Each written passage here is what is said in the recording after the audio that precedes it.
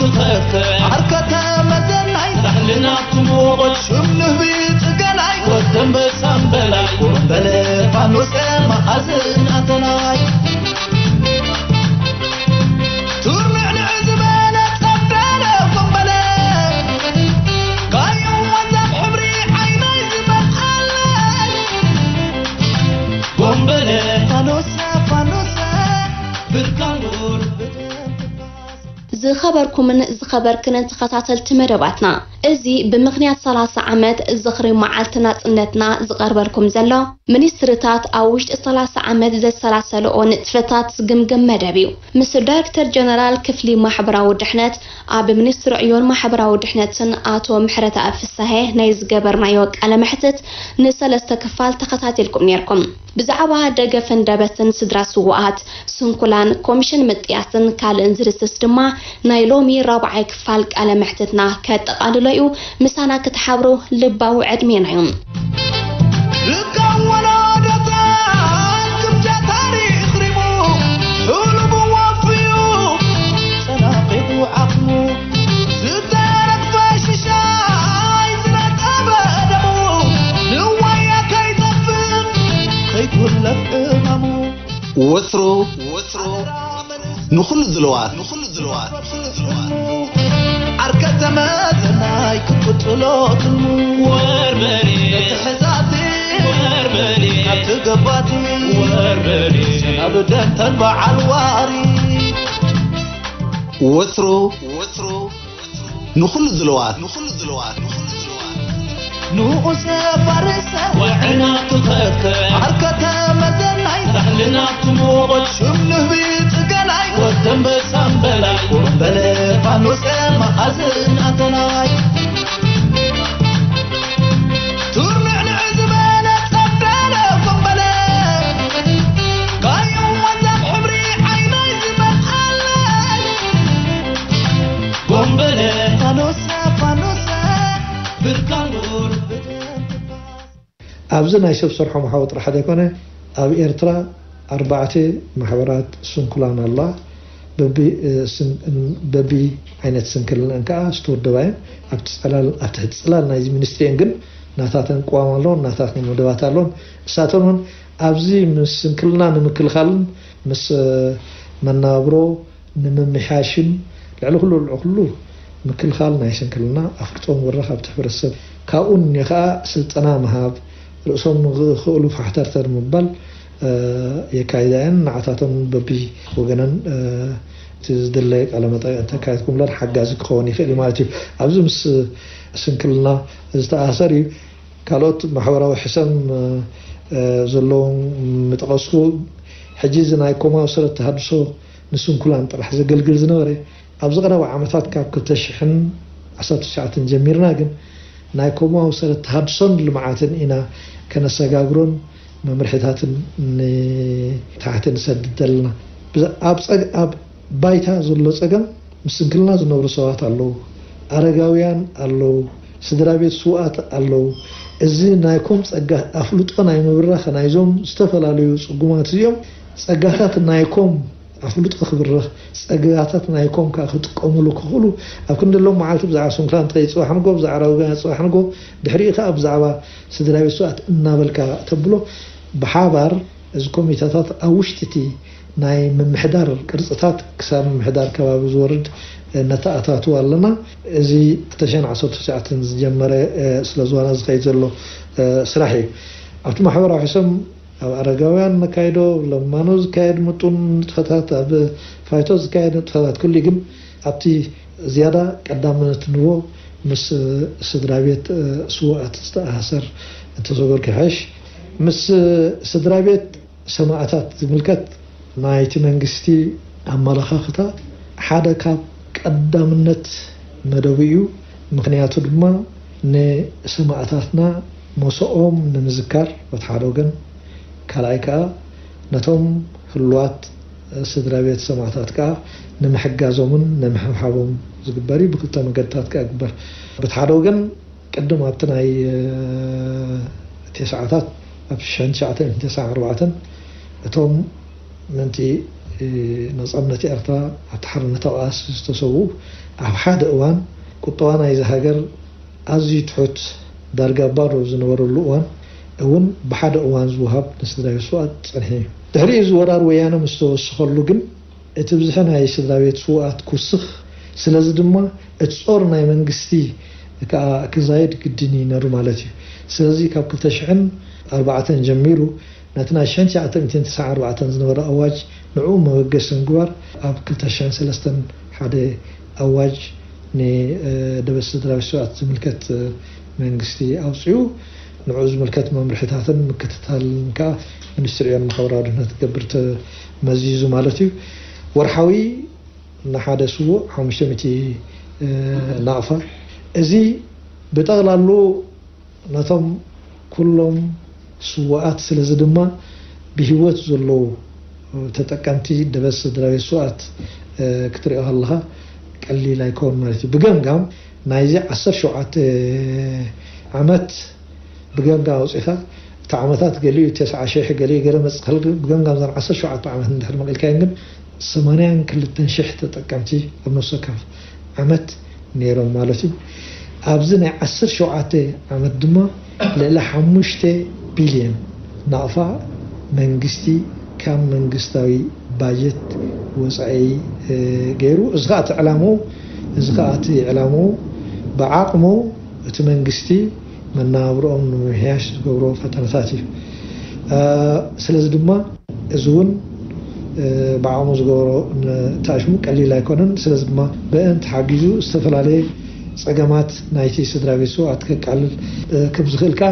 يو تي گمگامنا مالتي ግን ከም ተቀደም ዝበልኮ ምስ ናይ ህዝቢ ናይ መንግስቲ ደገፋት ከይተወሰነ ደገፍ ናይቲ ኮም ደገፍ ናይቲ ሕብረተሰቡን ኣሎ ማለት እዩ ስለዚ ተደገፋቱን ኣብ ውሽጥን ኣብ ወፃእን ዘሎ ደገፋት ናይ ሕብረተሰብ ኤርትራ ነዞም ኣዝዮም ጽጉማት ዝተጽምዑ ዝተለለዩ ኣዝዮም ጽጉማት ኣብ ልዕለቲ መንግስቲ ዝገብሮ ፈተነ ወይ ከዓ ሓገዝ ደገፍ እቶም تليليوم استصنعوا أو شدشت زواتات زركون استجبر دقفات ناي جنزبن ناي عيناتن علو جنزب تقدم لنفسه كفتهم عبد زركوا حدث سدايسو شو عتميتن أسران أمريكان دولار بنعفة بنشعو شرفها أسرت نتشح نعفة جزء سلازي بحد أوان نتسدرايتكم صلوا له كم عقم نايتي علي نعملون عتاتهم أب استفلالي وان كفافينهم كمصوم يخلو إذا دقفات صنيعي طرح بجنزب زي كونون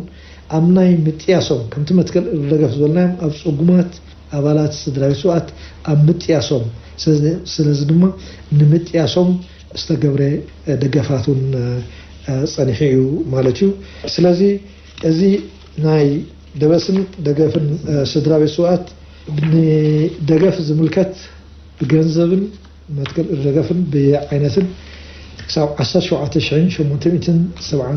صقما سدراويتات كم استوصحو يتي صبصابناي جمهر سدراوي سوات زحبرنا نزز ملكاتون ابزعو دزي بكاش بغنزب يكون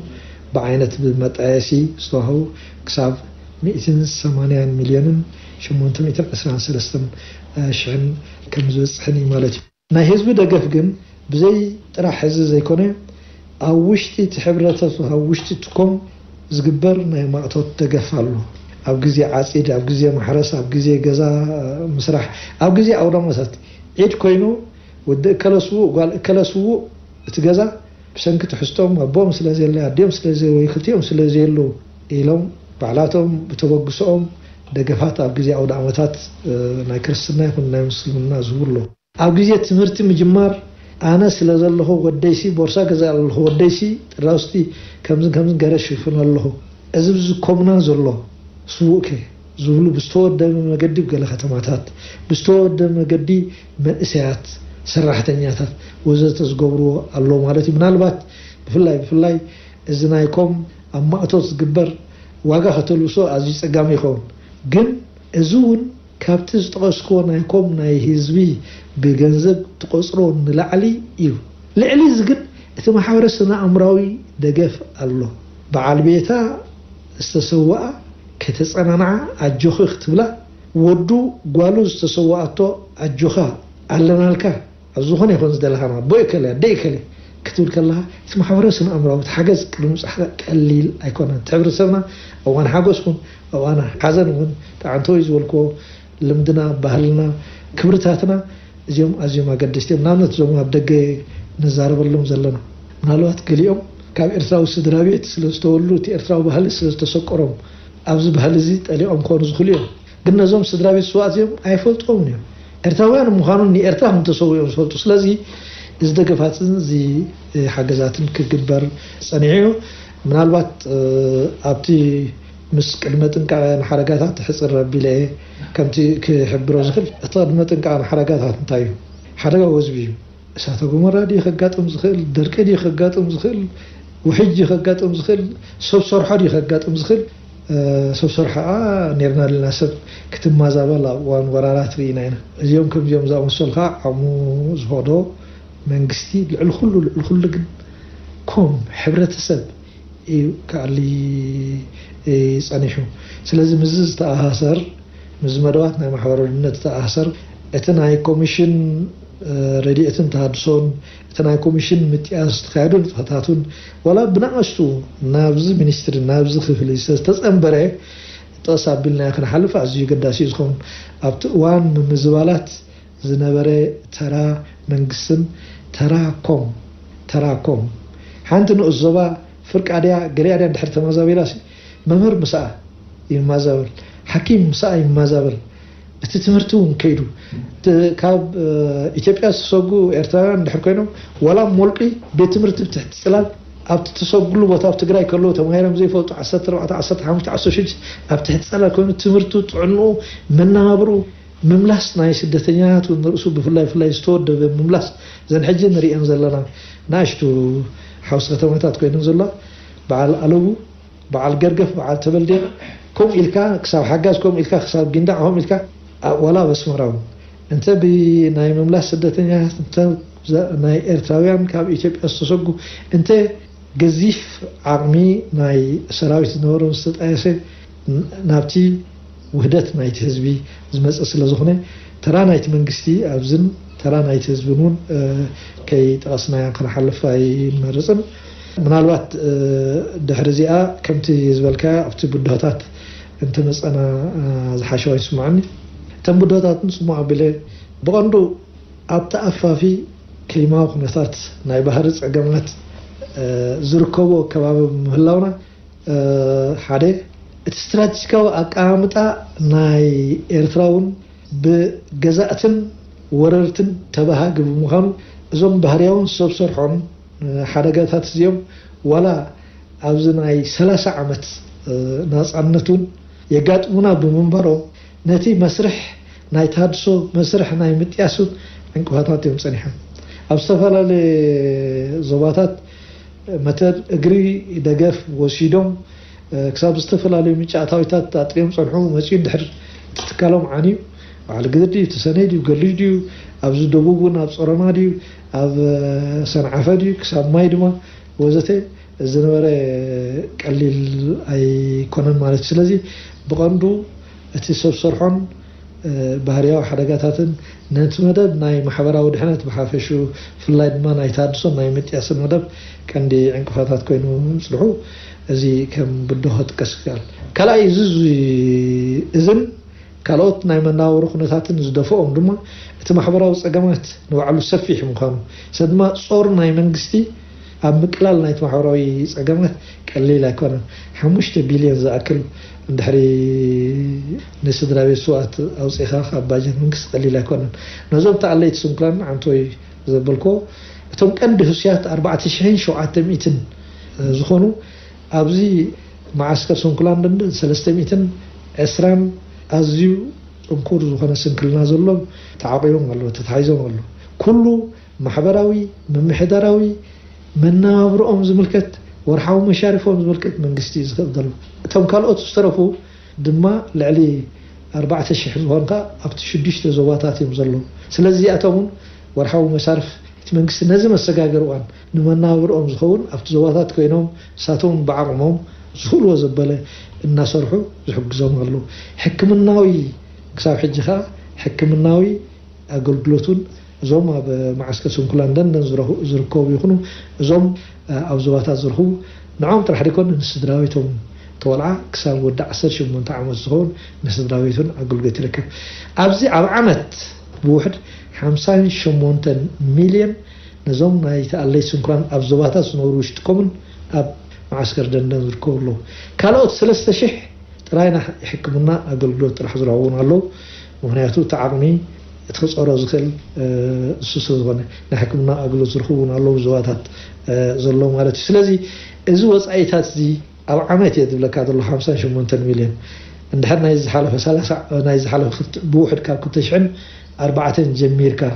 እንድሕር ነዝውን ወስኽካሉ እቲ ወፃኢታት ናይ መንግስቲ ኣብዘን ክልተ ካተጎሪ ጥራሕ ናይ ስድራቤት ስዋኣትን ናይ ተኣለይ ስንኩላን ጥራሕ ከማን ክንደይ ክኸውን ከም ዝኽእል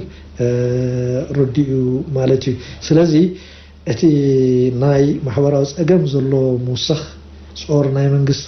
ምክባድ ፀኒሑ ስለዚ ድማ ማሕበራዊ ንቕሓት ይሕይልካ ማሕበራዊ ሓይሊ ተሳታፍነት ናይ ህዝቢ ናይትኩም ክሕይል ኣብ መፍታሕ ማሕበራዊ ፀገማት እንደፋኣሉ ዘለና ማለት እዩ ካልእ ክትምና ንርእሱ ሓደ ካብቲ ብድሆ እዩ መንእሰያት ጓል ኣንስተይቲ ተባዕታይ ድዩ ካብ ሓደራ ዝተፋትሐ ድያ ካብቲ ዘቋረፀ ድዩ ኣብተን ቀንዲ ኣንዲ ከተማታት ይመፅእ ስለዚ እቲ ክትምና ንርእሱ ዘይተዳለኻሉ እንታይ ክትገብር ኢኻ ከይፈለጥካ ንስኻ ኣብቲ ከተማ ዝፍጠር ጾር ጥራሕ ደይኮነ ኣብቲ ከተማ እውን ናይ መናብሮ ፀገም ዝፈጥር ስለዝኾነ ኣብ ከተማ እንድሕር መፂኻ ማዕረቲ ኣብ ሓውሲ ከተማ ናብ ሻን ከተማታት ዘሎ ኣይኮነን ትቐንዲ ናይ ታድሶን ናይ ምጥያስን መደባት ክትዕወተሉ ትኽእል ኣስመራ እንድሕር ኮይና ኣምነሲ በተን ዝወሃበኻ ናይ መትከል ደገፍ ክንደያቶም ክትዕወተል ስለዚ እቲ ናብ ዓበይቲ ከተማታት ምሓዝ ፀጥነት ከተማታት ጥራሕ ደይኮነ ነቲ መትከል እግሪ ደገፍ ወሲዱ ክጣየዝ ዝኽእል እውን ሓደ ካብቲ ብድሆታት ምናልባተን ቀንዲ ብድሆታት እዚአን ክጠቕሰን ዝኽእል ኣብ መወዳእቱ መጻኢ መደባትና ሕጂ እውን ኩሉ ግዜ እቲ ነድህበሉ እንታይ ኣተሓሓዛና ሜላታትና ኩሉ ግዜ ምክላስ መፅናዕትታት ምክያድ ፀንሖ ፖሊስታትና ምሕዳስ ሕጂ ብዝቐረበ እዋን ኩነታት እንተደኣ ፈቒዶምና መፅናዕቲ ናይ ስድራቤት ስዋኣት ክንገብር ሓደ ካብ መደባትና ኣብ ዝቕፅል መፅናዕቲ ናይ ምስንክልና ዝነብሩ ሰባት ምክንያቱ እንተደኣ ነተሓሓዛና ዝምልከት እነመዓራርየሉ ኮይኑ ኣብ መፅናዕቲ ዝተመርኮሰ ነቲ ግብራዊ ውጥና ዝመርሓና እዩ እቲ ዝበልኮ ኣፍልጦ ምብራኽ ንምክልኻል ናይቶም ፀገማት ይኹኑ ንመትከል እግሪ ደገፍ ንመናብሮኦም ንምምሕያሽ ካብቲ ክንቅፅሎ እንኽእል እዩ ስልጠና ናይ ዓወም ሰብና ብቅድም ፀኒሕናዮ ማንዋላትና እናሓደስና ሕጂ ንዑ ሪቪው እናገበርና እናሐድሶ እዩ እዚኦም ካብቶም ቀንዲ መደባትና እዮም ምናልባት ኣብ መደምደምታ ክብሎ ዝደሊ እንታይ እዩ እቶም ምናልባት እዚ ናይ ጉዕዞ 30 ዓመት ኣብ ምውሓስ ርጉእ ህይወት ፅጉማት ወገናት ኢና እቶም ቀንዲ ኣድሂበ ክሕብር ፀኒሐ እቲ ክግበር ዝተኻእለ ዓቕሚ መንግስትን ህዝብን ዝፈቕዶ ክግበር ፀኒሐ እዩ ግን ኣብዚ ኩለን ኣካላት መንግስቲ ብፍላይ ድማ መምሕዳር ዞባታት ብዓብዪ ከዓ ህዝቢ ኣብ ውሽጥን ኣብ ደገን ዝርከብ ነዚ ምቅላል ናይ ማሕበራዊ ፀገማት ብዝኽእሎ ብገንዘቡ ይኹን ብሞራል ይኹን ብጉልበቱ ይኹን ሰራሕተኛ መንግስቲ ኮይኑ መንእሰይ ኮይኑ ሓረስታይ ኮይኑ ወዘተ ኣብ ንግዲ ዝተመርኮሰ ኮይኑ ምስጋና ኣዝዩ ይግብኦ እዩ ግን ድማ እቲ ማሕበራዊ ፀገማት ሕጂ እውን ስለ ዘሎ እዚ ነብዕሎ ዘለና ናይ 30 ዓመት ነፃነት ከዓ እዞም ጠቕሶም ዘለና ምእንቲ ናፅነትን ምእንቲ ሉእላውነት ምኽባርን ዝሰንከሉ ስድራ ቤት ሰማዕታትን ዘለዉ ካልኦት ፅጉማት እውን ዘለዉ ስለዝኾኑ እቲ ደገፍ ሓገዝ ናይ ዝተፈላለዩ ኣካላት ናይ ሕብረተሰብና ኣብ ምክልኻል ናይቶም ማሕበራዊ ፀገማት ይኹኑ ኣብ ምቅላሉ ሕጂ እውን እቲ ልሙድ ማሕበራዊ ክብርታትና ምጥቃም ደገፎም ሓገዞም ክሕይሉ ብዝተረፈ ግን ፅቡቕ ናይ በዓል ቅንያት በዓል ነጽነት ይግበርልና ይቀንየልና ركونا دتان كمجة تاريخ ريمو علم وفيو صناقب عقمو ستارك فاششا عايزنا أبدمو نوايا كي تفهم كيتولف امامو وثرو نخل الزلوات